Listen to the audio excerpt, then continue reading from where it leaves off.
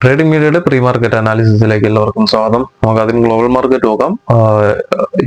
US market വലിയൊരു പോസിറ്റീവിൽ trade ചെയ്യുന്നു.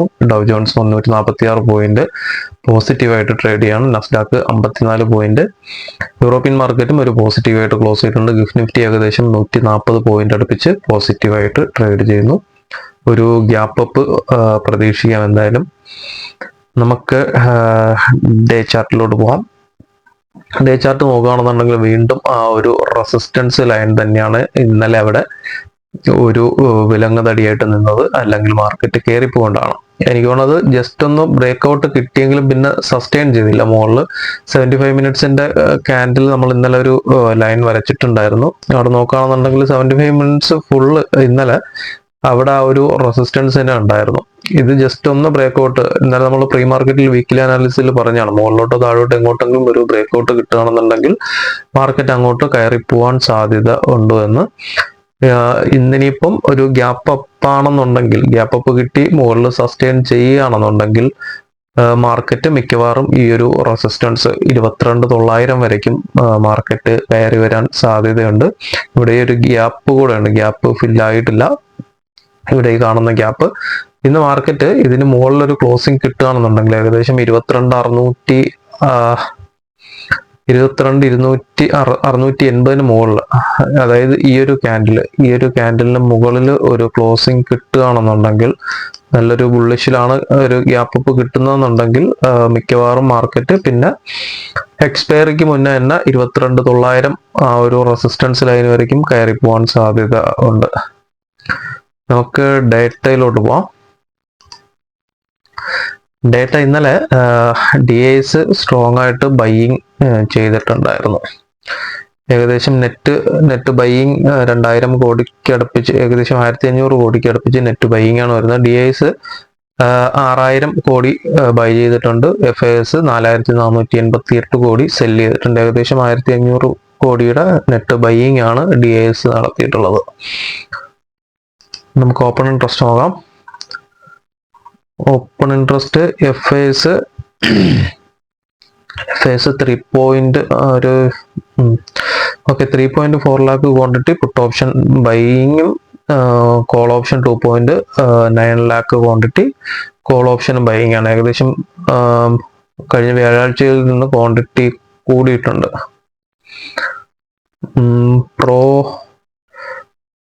നോക്കുകയാണെന്നുണ്ടെങ്കിൽ കോൾ ഓപ്ഷൻ ബൈയിങ് ആണ് 1.31 lakh quantity, put option 17,016 quantity put option buying ആണ്. ക്ലൈന്റ് കോൾ ഓപ്ഷനും പുട്ട് ഓപ്ഷനും സെല്ലിംഗ് ആണ്. ഏകദേശം 3.5 ലാക്ക് ക്വാണ്ടിറ്റി അടുപ്പിച്ച് കോൾ ഓപ്ഷനും പുട്ട് ഓപ്ഷനും സെല്ലിംഗ് ആണ്. ഓക്കെ,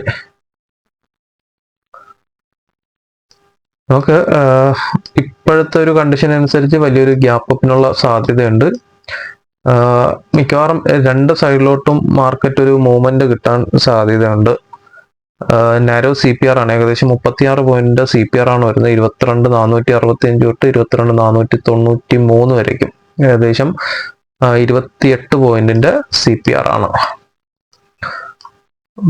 മാർക്കറ്റ് ഇവിടെ ഈ ഒരു ഏരിയക്ക് മുകളിൽ ഏകദേശം ക്ലോസിംഗ് വന്നിരിക്കുന്ന 515 ആണ്. 556, 616 ഈ ഒരു ഏരിയക്ക് ഉള്ളിൽ ക്ലോസിംഗ് ഓപ്പണിംഗ് വരികയാണെന്നുണ്ടെങ്കിൽ, നിഫ്റ്റിക്ക് ഒരു ഓപ്പണിംഗ് കിട്ടുകയാണെന്നുണ്ടെങ്കിൽ ഇവിടെ നിന്നൊരു റിജക്ഷൻ സാധ്യത ഉണ്ട്. 22,616, 22,632 നിന്ന് നിഫ്റ്റി ഒരു റിജക്ഷൻ ഉണ്ടാകാൻ സാധ്യത ഉണ്ട്.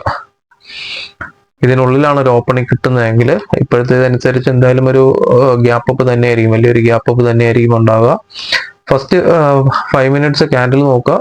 മാർക്കറ്റ് എവിടെ ഓപ്പൺ ആയാലും ആദ്യത്തെ 5 മിനിറ്റ് ഇവിടെ എവിടെയെങ്കിലാണ് ഒരു ഓപ്പണിംഗ് കിട്ടുന്നതെങ്കിൽ മാർക്കറ്റ് ഇവിടെ നിന്ന് ഒരു റിജക്ഷൻ വരാൻ സാധ്യത ഉണ്ട്. അല്ല, ഇത് ബ്രേക്ക് ഔട്ട് കിട്ടി മുകളിൽ ക്ലോസിംഗ് വരികയാണെന്നുണ്ടെങ്കിൽ മാർക്കറ്റ് മുകളിലോട്ട് കയറി പോകാൻ സാധ്യതയുണ്ട്.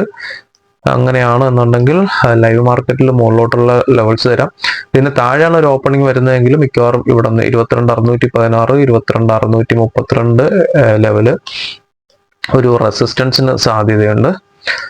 തൊട്ട് താഴത്തെ ലെവൽ വരുന്നത് 22,586, 22,570 ആണ്. ഇതിന് ഇവിടെ എങ്ങാനും വരികയാണെന്നുണ്ടെങ്കിൽ മിക്കവാറും ഇതൊരു ബ്രേക്ക് ഔട്ട് കിട്ടാൻ സാധ്യതയുണ്ട്. ഇവിടെ സസ്റ്റെയിൻ ചെയ്യുന്ന എവിടെയാണെന്ന് നോക്കുക. ഈ ഒരു ലെവൽ 22,556 22,570 താഴെ മാർക്കറ്റ് സസ്റ്റെയിൻ ചെയ്തൊരു റിവേഴ്സ് ക്യാൻഡിൽ സ്റ്റിക്ക് വല്ലതും കിട്ടുകയാണെന്നുണ്ടെങ്കിൽ താഴോട്ട് നോക്കുക. CPR-ലോട്ട് മാർക്കറ്റ് ഇറങ്ങി വന്നേക്കും. താഴത്തെ ലെവൽ വരുന്നത് 22,447 22,466 ഒരു ഫ്ലാറ്റ് ഓപ്പണിങ്ങോ വല്ലതും കിട്ടുകയാണെന്നുണ്ടെങ്കിൽ ഇവിടെ നിന്ന് തിരിച്ചു കയറും. അല്ല ഒരു ഗ്യാപ്പ് അപ്പ് ആണെന്നുണ്ടെങ്കിൽ മുകളിൽ നിന്ന് താഴോട്ട് CPR ബ്രേക്ക് ഔട്ട് കിട്ടി താഴോട്ട് വരാൻ സാധ്യത ഉണ്ട്.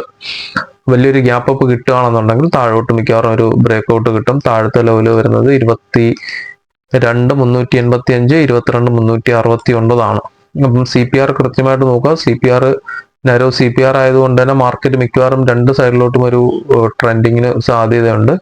അപ്പം കൃത്യമായിട്ട് ഓരോ ലെവൽസും നോക്കിയിട്ട് ട്രേഡ് ചെയ്യുക. നമുക്ക് സെൻസെക്സിന്റെ ലെവൽ നോക്കാം. സെൻസെക്സിലും നാരോ CPR ആണ്. 74,088 തൊട്ട് 74,144 വരേക്കാണ് CPR വരുന്നത്. ഇതിന് മുകളിൽ ഇവിടെ എവിടെയെങ്കിലും ഒരു ഓപ്പണിംഗ് വരികയാണെന്നുണ്ടെങ്കിൽ 74,688 74,742 റെസിസ്റ്റൻസ് ആയിരിക്കും, സ്ട്രോങ് റെസിസ്റ്റൻസ് ആയിരിക്കും. ഇവിടെ നിന്ന് നിഫ്റ്റിയിൽ പറഞ്ഞ പോലെ തന്നെ ഇവിടെ നിന്ന് ഒരു റിജക്ഷൻ സാധ്യത ഉണ്ട്. തൊട്ട് താഴത്തെ ലെവല് 74,431 74,489. താഴോട്ട് CPR വരുന്ന ഏരിയ 74,144 74,088. ഏറ്റവും താഴത്തെ ലെവല് 73,883 73,804. അപ്പം നിഫ്റ്റിയിലും സെൻസെക്സിലും ഓരോ ബ്രേക്ക് ഔട്ടും കൃത്യമായിട്ട് നോക്കുക. ബ്രേക്ക് ഔട്ട് കിട്ടുകയാണെങ്കിൽ മാത്രം ബ്രേക്ക് ഔട്ട് കിട്ടുകയാണെന്ന് വെച്ച് കഴിഞ്ഞാൽ ബ്രേക്ക് ഔട്ട് കിട്ടി അടുത്തൊരു റീടെസ്റ്റ് ഇവിടെ നിന്ന് ഇപ്പം താഴോട്ടാണ് ഒരു ബ്രേക്ക് ഔട്ട് കിട്ടുന്നതെങ്കിൽ തിരിച്ച് റീടെസ്റ്റിന് വരുമ്പോഴത്തേക്കും എൻട്രി നോക്കുക കൃത്യമായിട്ട്. അപ്പം ഇത്രയൊക്കെ ഉള്ളൂ. ബാക്കി അപ്ഡേഷൻസ് നമുക്ക് ലൈവ് മാർക്കറ്റിൽ നോക്കാം. ലിങ്ക് താഴെ കൊടുക്കുന്നുണ്ട്. താല്പര്യമുള്ളൊരു ജോയിൻ ചെയ്യുക.